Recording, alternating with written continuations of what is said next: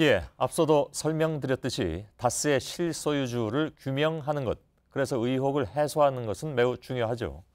그 핵심에 2008년 특검이 찾아냈던 120억 원의 비자금이 있습니다. 그리고 저희는 앞서 보도에서 이 비자금이 누구를 통해서 만들어졌고 어떻게 관리됐는지, 그리고 문제가 불거진 뒤에는 어떻게 처리됐는지를 보도해드렸습니다. 그렇다면 이제 남는 문제는 그럼 누구를 위해서 이 돈이 만들어졌느냐 하는 것입니다. 역시 돈의 진짜 주인에 대한 문제겠죠. 현장 취재를 한 박창규 기자와 한 걸음 더 들어가겠습니다.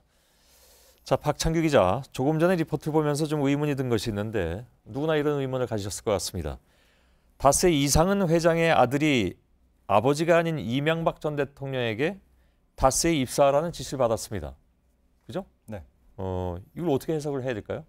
네, 다스의 회장은 당시에도 이상은 회장이었습니다. 예. 지금은 최대 주주고요. 당시에는 2대 주주였습니다.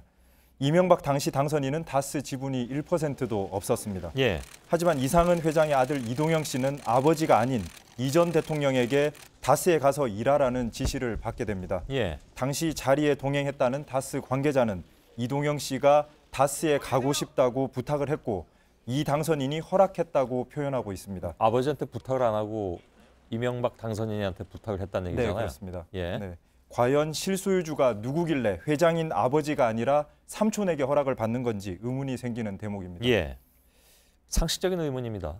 네, 예. 그렇습니다. 120억 비자금 문제를 정리하기 위해서 이 전 대통령이 조카를 다스로 보냈다고 했습니다. 물론 이건 이제 증언이긴 합니다만은 당선인 시절로 사실 굉장히 바쁠 때였는데 이 당선인은 여기에 굉장히 신경을 썼다라는 또 역시 상식적인 의문을 가질 수밖에 없네요. 네, 맞습니다. 다스 120억 비자금이 누구 돈인지는 밝혀진 적이 없습니다. 예. 앞서 보신 것처럼 BBK 특검이 이 돈의 흐름을 파악했지만 다스로 돌려놓으라고만 얘기를 했습니다. 예. 이후 추가 수사는 전혀 하지 않았습니다. 왜 이 전 대통령 당시 당선인이 나서야 했는지는 정확히 알 수 없습니다.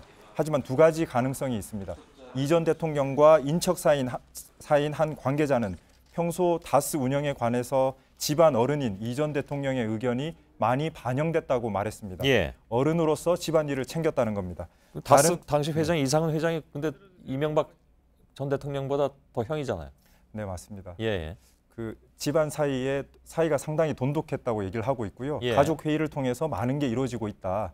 그런데 그 가족 가운데 이명박 대통령은 대통령까지 할 만한 사람이었기 때문에 예. 발언권이 컸다고는 표현하고 있습니다. 예. 네, 어른으로서 집안일을 챙겼다는 건데요. 다른 가능성은 직접 회사 내부 문제를 챙길 만큼 다스와 깊은 관련이 있었다고도 해석할 수 있겠습니다. 예. 자, 누차 말씀드리지만 120억 원이 누구 것인지는 아직 밝혀진 바가 물론 없습니다.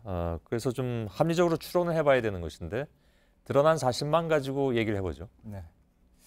회계 전문가들은 법인의 비자금이라는 건 무조건 실소유자의 것으로 한다고 의제한다고 말하고 있습니다. 예. 즉 다른 증거가 없다면 일단 오너 것으로 본다는 겁니다.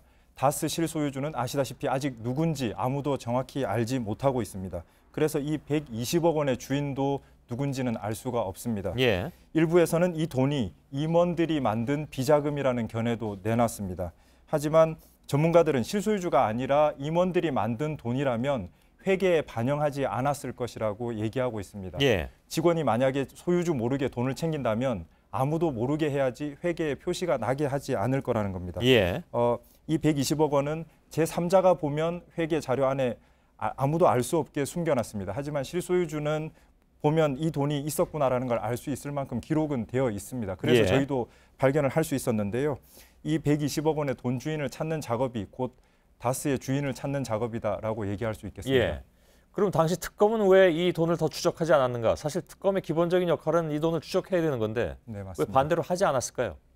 저희가 사실 특검 관계자에게 답을 수차례 요구했습니다. 하지만 아무런 답을 듣지 못했습니다. 예. 이 120억 원이라는 돈은 상당히 큰 돈입니다. 그러게요. 이 정도 액수라면 관련자들이 즉시 구속이 되고 중형을 살 수준의 범죄입니다. 하지만 특검은 이 돈을 회사로 돌려놓으라고만 얘기했을 뿐 아무도 고발하지 않았습니다.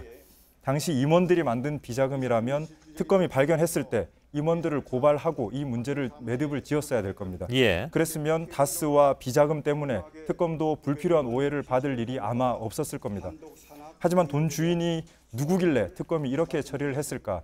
다시 한번 의문이 드는 대목입니다. 예. 자, 그렇다면 이 120억 원은 누구 것인지는 지금 뭐 물론 알 수는 없지만 이게 어떻게 만들어진 것인가? 이거는 파악이 됐습니까? 네, 파악이 됐습니다. 여러 명의 다스 관계자들이 비슷한 얘기를 동시에 하고 있습니다. 예. 외국에서 원자재를 수입을 하면서 가격을 부풀리는 형태로 돈을 챙겼다고 얘기를 하고 있습니다. 가령 100원짜리 물건을 사면서 200원짜리로 기록을 한다는 겁니다.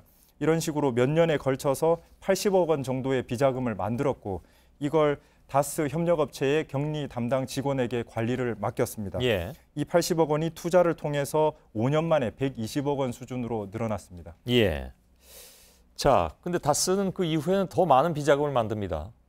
네. 그래서 비슷한 일이 또 벌어졌을 가능성도 있겠네요. 그렇다면.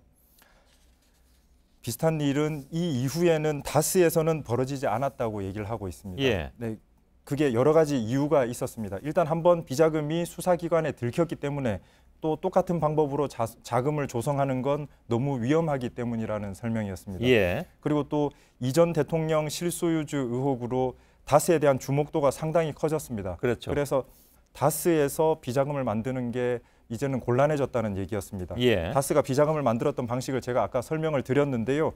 100원짜리 물건을 사면서 200원짜리를 샀다고 기록을 한 뒤에 100원을 빼돌리는 형태였습니다. 예. 즉 실제보다 지출이 많은 걸로 기록이 되겠죠. 그래서 자연히 순이익은 줄어들게 됩니다. 예. 그런데 공교롭게도 이명박 대통령이 당선된 이후로는 다스가 이전과 매출은 큰 차이가 없지만 순이익은 확 늘어납니다. 아, 그런가요? 예. 즉 뒤집어서 말하면 늘어난 순이익만큼 이전에는 비슷한 수준의 비자금이 꾸준히 만들어져 왔다는 얘기가 될 수도 있겠습니다. 예. 알겠습니다. 이 내용을 취재한 박창규 기자였습니다.